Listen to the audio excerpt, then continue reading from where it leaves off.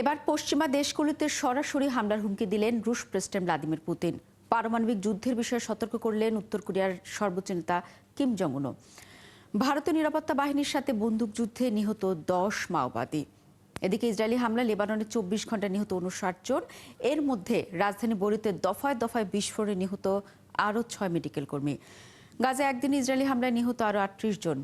এদিকে নেতানিয়াহুকে গ্রেফতারের জন্য প্রস্তুত ইউরোপের 7 দেশ। জানাবো সেই খবরও। বিশ্বের নানা প্রান্তের এমন নানা রকম সব খবর নিয়ে বিশ্বযোগের আজকের আয়োজনে স্বাগত জানাচ্ছি আমি শারমিন শ্রাবণী। দরকার হলে পশ্চিমা দেশগুলোতে হামলা চালাতে পিছপা হবে না রাশিয়া, এমন হুঁশিয়ারি দিয়েছেন রুশ প্রেসিডেন্ট ভ্লাদিমির পুতিন। গত বৃহস্পতিবার ইউক্রেনে ছোড়া রুশ মিসাইলটি ওরেনশিক ব্যালিস্টিক মিসাইল বলে নিশ্চিত করেছেন পুতিন। বলেন সেটি নতুন প্রজন্মের হাইপারসনিক ক্ষেপণাস্ত্র ছিল। এই ক্ষেপণাস্ত্র আইসিবিএম এর মতো পারমাণবিক অস্ত্র বহন করতে পারে বলে জানিয়েছেন পুতিন। তবে যুক্তরাষ্ট্র পশ্চিমা সামরিক জোট নেটোর ভাষ্যমতে সেটি ছিল মধ্যপাল্লার ব্যালিস্টিক ক্ষেপণাস্ত্র। এটি 5,500 কিলোমিটার দূরের লক্ষ্যবস্তুতে আঘাত হানতে পারে। রাশিয়ার ক্ষেপণাস্ত্র হামলার পর নড়ে চড়ে বসেছে কিয়েভের মিত্ররা। ইউরোপীয় ইউনিয়ন ও যুক্তরাজ্য এরই মধ্যে এই হামলার তীব্র সমালোচনা করেছে। এবার ওই হামলা নিয়ে ইউক্রেনের সঙ্গে আলোচনা বসতে যাচ্ছে নেটো। আগামী মঙ্গলবার বেলজিয়ামের রাজধানী ব্রাসেলসে দুপক্ষের মধ্যে বৈঠক হওয়ার কথা রয়েছে।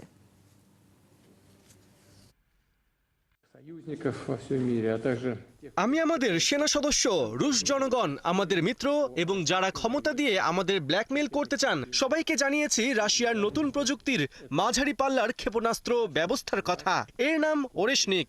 এটি পরমাণুবিহীন একটি ব্যালিস্টিক হাইপারসনিক মিসাইল। যারাই আমাদের জন্য হুমকি তৈরি করবে তাদের উপরই হামলা হবে। এমন অনেক অস্ত্রই আমাদের কাছে মজুদ আছে, আর আমরা সেগুলো প্রয়োজনে ব্যবহারও করব। ইউক্রেনের সাবেক সেনাপ্রধান ভ্যালারি জালুজনি দাবি করেছেন বিশ্বে তৃতীয় বিশ্বযুদ্ধ এরই মধ্যে শুরু হয়ে গেছে। তার মতে ইউক্রেন যুদ্ধ রাশিয়ান মিত্রদের সরাসরি যোগ দেওয়ার বিষয়টি তাই নির্দেশ করছে। ইউক্রেনিস্কা প্রাভাদার ইউপি 100 পুরস্কার অনুষ্ঠানে এমন মন্তব্য করেন সাবেক এই সেনা কমান্ডার। তিনি বলেন উত্তর কোরিয়ার সেনা আর চীনের যুদ্ধাস্ত্র এখন প্রকাশ্যে এই যুদ্ধে ব্যবহৃত হচ্ছে। এই অবস্থায় তিনি ইউক্রেনের মিত্রদের দ্রুত ব্যবস্থা নেওয়ার আহ্বান জানিয়েছেন, যেন এই তৃতীয় বিশ্বযুদ্ধ এখানেই থেমে যায়। তিনি বলেন ইউক্রেনের মাটিতে এটিকে এখনই থামানো সম্ভব, কিন্তু কিছু কারণে মিত্ররা তা বুঝতে চাচ্ছে না। ভ্যালারি জালজুনি বলেছেন ইউক্রেন একাই লড়াইয়ে জয় পাবে কিনা সেটি নিশ্চিত নয়।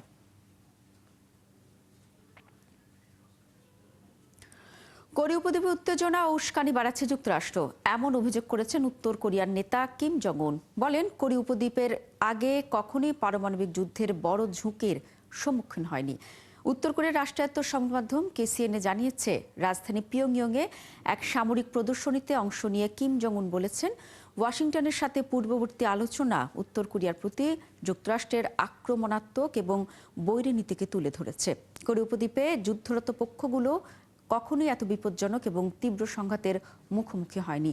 এ পরিস্থিতিতে সবচেয়ে ধ্বংসাত্মক থার্মোনিউক্লিয়ার যুদ্ধে পরিণত হতে পারে বলেও আশঙ্কা করেন কিম জং উন।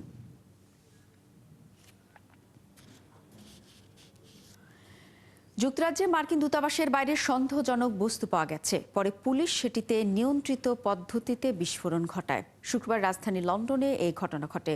লন্ডন মেট্রোপলিটন পুলিশের পক্ষ থেকে বলা হয়েছে বিস্ফোরণ ঘটানোর পর মার্কিন দূতাবাসের আশপাশের স্থান ঘিরে রেখেছেন নিরাপত্তা বাহিনীর সদস্যরা। এক্স বার্তায় পুলিশের পক্ষ থেকে বলা হয় 9 এলমাস এলাকায় বিস্ফোরণের যে শব্দ পাওয়া গেছে তা পুলিশের ঘটানো। সন্দেহজনক ওই বস্তুর বিষয়ে তদন্ত চলছে। সন্দেহজনক বস্তু পাওয়ার বিষয়টি মার্কিন দূতাবাসের পক্ষ থেকেও এক্স বার্তায় জানানো হয়েছে। বিষয়টি নিয়ে স্থানীয় কর্তৃপক্ষ তদন্ত করছে এবং সতর্কতার অংশ হিসেবে দূতাবাস সংলগ্ন একটি সড়ক বন্ধ করে দেওয়ার কথাও ওই বার্তায় উল্লেখ করা হয়।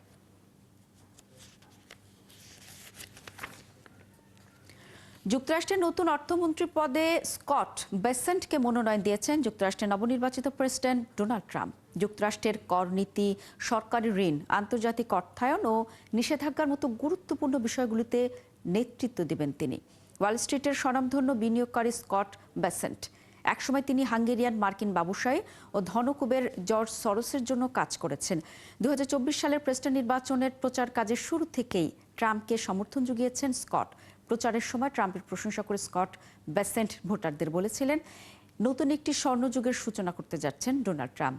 অর্থমন্ত্রী পদে স্কট বেসেন্টের নাম ঘোষণা করে শুক্রবার নিজের সামাজিক যোগাযোগ মাধ্যম ট্রুথের দেয়া এক পোস্টে ট্রাম্প বলেন, স্কট আমেরিকার ফার্স্ট এজেন্ডার দীর্ঘদিনের সমর্থক। ট্রাম্পের নীতিগুলো সমর্থন করার মধ্য দিয়ে তিনি যুক্তরাষ্ট্রের প্রতিযোগিতামূলক মনোভাবকে এগিয়ে নেবেন এবং অন্যায্য বাণিজ্যিক ভারসাম্যহীনতা বন্ধ করবেন। বিনিয়োগকারী হিসেবে সুপরিচিত বেসেন্ট ইয়েল বিশ্ববিদ্যালয়ে বেশ কয়েক বছর শিক্ষকতাও করেছেন।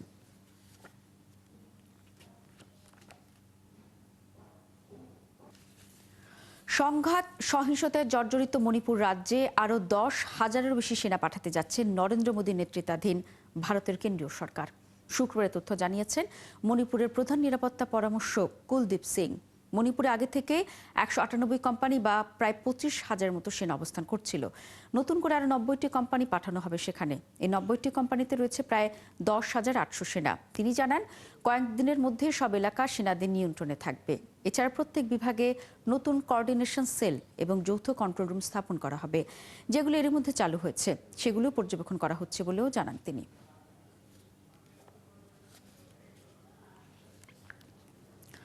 পাকিস্তানের সাবেক প্রধানমন্ত্রী ইমরান খানের স্ত্রী বুশরা বিবির বিরুদ্ধে জামিন অযোগ্য গ্রেফতারি পরোয়ানা জারি করেছে দেশটির একটি দুর্নীতি দমন বিষয়ক আদালত।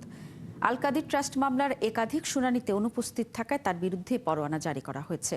মামলাটি 19 কোটি পাউন্ডের মামলা হিসেবেও পরিচিত। শুক্রবার ট্রায়াল কোর্টের বিচারক নাসির জাভেদ রানা এই পরোয়ানা জারি করেন। তিনি বলেছেন, বুশরা বিবি আল কাদির ট্রাস্ট মামলার অন্তত 8টি শুনানিতে অনুপস্থিত ছিলেন। বুশরা বিবিকে গ্রেফতারের একটি আদেশনামাও পুলিশের কাছে পাঠিয়েছেন বিচারক জাভেদ রানা। তাকে 26 নভেম্বরের মধ্যে আদালতে উপস্থিত করতে নির্দেশ দিয়েছেন। অন্যদিকে বুশরা বিবির জামিনদারেরও বিরুদ্ধে একটি কারণ দর্শানোর নোটিশ দিয়েছে আদালত।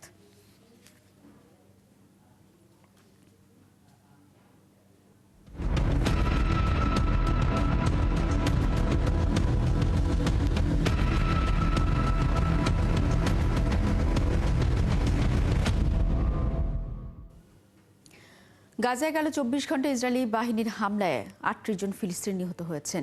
এ নিয়ে গাজায় এখন পর্যন্ত ইসরায়েলি বাহিনীর হামলায় 44,056 জন ফিলিস্তিনি নিহত হলেন। এদিকে গেল 24 ঘন্টায় লেবাননে ইসরায়েলি বোমা হামলায় প্রাণ হারিয়েছে 59 জন লেবানিজ। এদের মধ্যে 6 জনই স্বাস্থ্যকর্মী। লেবাননের স্বাস্থ্যমন্ত্রী বলেছেন, টার্গেট করে একের পর এক স্বাস্থ্যকর্মীকে হত্যা করে যুদ্ধাপরাধ করছে ইসরায়েল। আরও জানাচ্ছেন ঋতু সাহা। গাজায় এক মুহূর্তের জন্য থেমে নেই ইসরায়েলি বাহিনীর হামলা। গেল 24 ঘন্টায় গাজার উত্তরাঞ্চল খান ইউনিস ও গাজা শহরে ব্যাপক হামলা চালিয়েছে ইসরায়েলি বাহিনী। এইসব হামলায় হতাহত হয়েছেন বহু ফিলিস্তিনি। এই ভবনটিতে ইসরায়েলি বাহিনী 3 বার বোমা হামলা চালিয়েছে, আর প্রতিবারই তাদের হামলায় অনেক মানুষ মারা গেছে।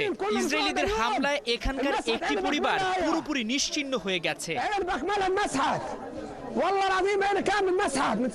এছাড়া গেল 24 ঘন্টায় গাজার কামাল আদওয়ান হাসপাতালেও ড্রোন হামলা চালিয়েছে ইসরায়েলি বাহিনী। এতে বেশ কয়েকজন চিকিৎসক ও রোগী নিহত ও আহত হয়েছেন। এ অবস্থায় গাজার কামাল আদওয়ান হাসপাতালে ইসরায়েলি হামলা বন্ধের আহ্বান জানিয়েছে বিশ্ব স্বাস্থ্য সংস্থা। এদিকে গাজায় ইসরায়েলি আগ্রাসনের ব্যাপক হতাহতের বিষয় তুলে ধরে নেদারল্যান্ডসের আদালতে শুক্রবার মামলা করেছে ফিলিস্তিনপন্থী 10টি সংগঠন।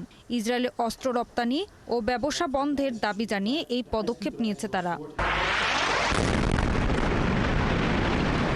এদিকে লেবাননের পূর্বাঞ্চলে গেল 24 ঘন্টায় ব্যাপক হামলা চালিয়েছে ইসরায়েলি বাহিনী।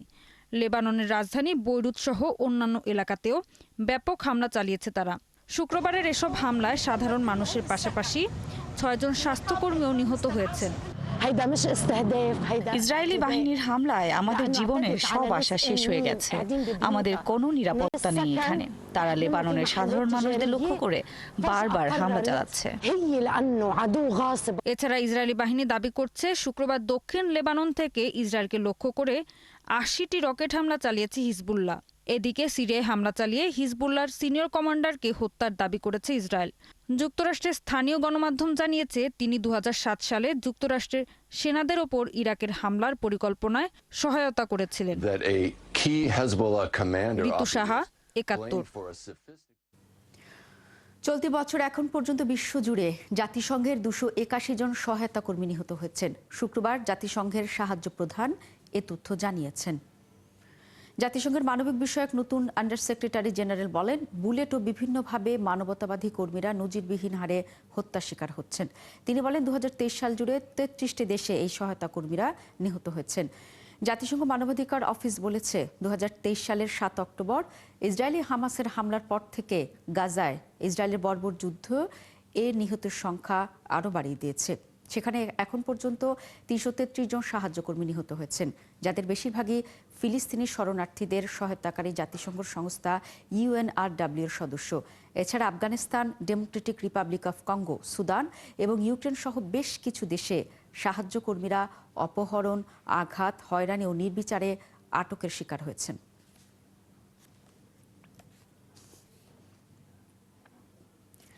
ইসরায়েলের প্রধানমন্ত্রী বেনিয়ামিন নেতানিয়াহু ও সাবেক প্রতিরক্ষা মন্ত্রী ইয়াব গ্যালান্তের বিরুদ্ধে আন্তর্জাতিক অপরাধ আদালতে গ্রেফতারি পরোয়ানা জারি করায় তাদের ভবিষ্যৎ নিয়ে অনিশ্চয়তা দেখা দিয়েছে। এরই মধ্যে নেতানিয়াহুর পক্ষে বিপক্ষে দাঁড়িয়েছে বিশ্বের কয়েকটি দেশ।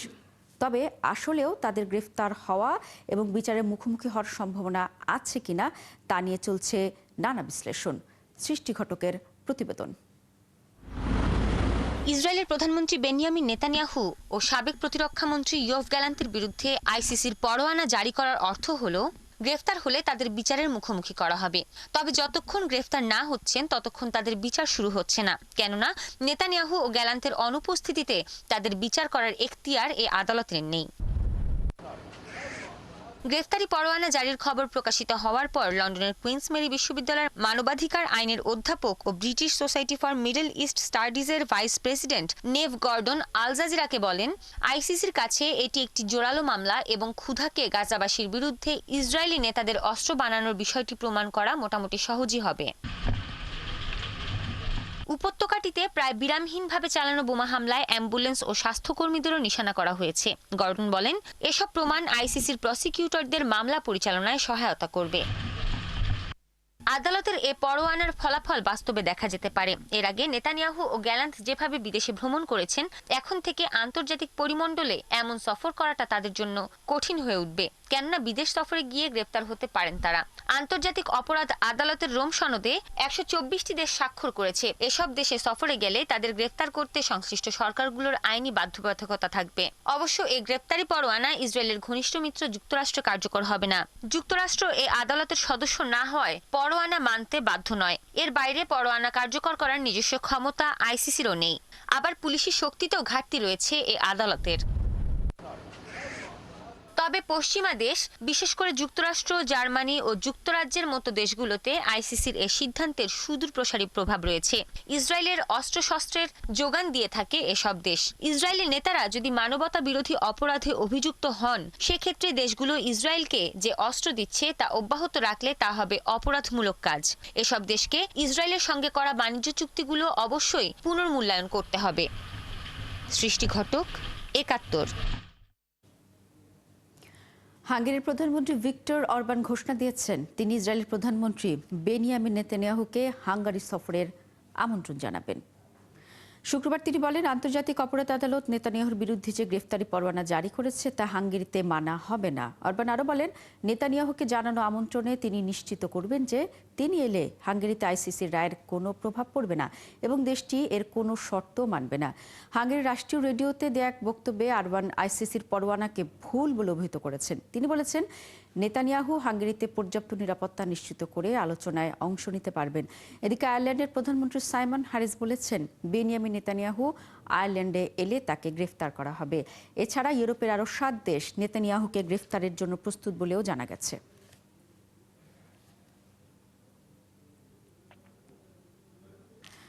দিল্লিতে ঘন ধোঁয়াশার পাশাপাশি তাপমাত্রা নামতে শুরু করেছে। শুক্রবার সকালে সর্বনিম্ন তাপমাত্রা ছিল 11.3 ডিগ্রি সেলসিয়াস। তবে বাতাসের গুণগত মান আগের চেয়ে একটু ভালো হয়েছে। টানা 8 দিন অতি ভয়ানক পর্যায়ে থাকার পর বৃহস্পতিবার থেকে খুব খারাপ পর্যায়ে উন্নতি হয়েছে। তবে তাতেও বিপদ কাটছে না দিল্লিবাসীর। শুক্রবার দিল্লির বাতাসের গুণগত মানের সূচক 373। তবে বেশ কয়েকটি জায়গায় আবার পরিস্থিতি অতি ভয়ানক পর্যায়ে পৌঁছেছে। এর মধ্যে যান চলাচলের উপর হ্রাস টেনেছে দিল্লি সরকার। দূষণের মাত্রা কম করতে ওয়াটার গান দিয়ে পানি ছিটানো চলছে নিয়মিত, কিন্তু তারপরেও দূষণের খুব একটা পরিবর্তন হয়নি। দূষণের জেরে শ্বাসকষ্ট, কাশির মতো উপসর্গও বাড়ছে প্রতিনিয়ত। দর্শক, এই ছিল আজকের আয়োজনে। কাল একই সময় আবারও হাজির হবে বিশ্বযোগ। চোখ রাখুন ৭১-এর ফেসবুক পেজে এবং সাবস্ক্রাইব করুন ৭১-এর ইউটিউব চ্যানেল। ৭১-এর সাথেই থাকুন।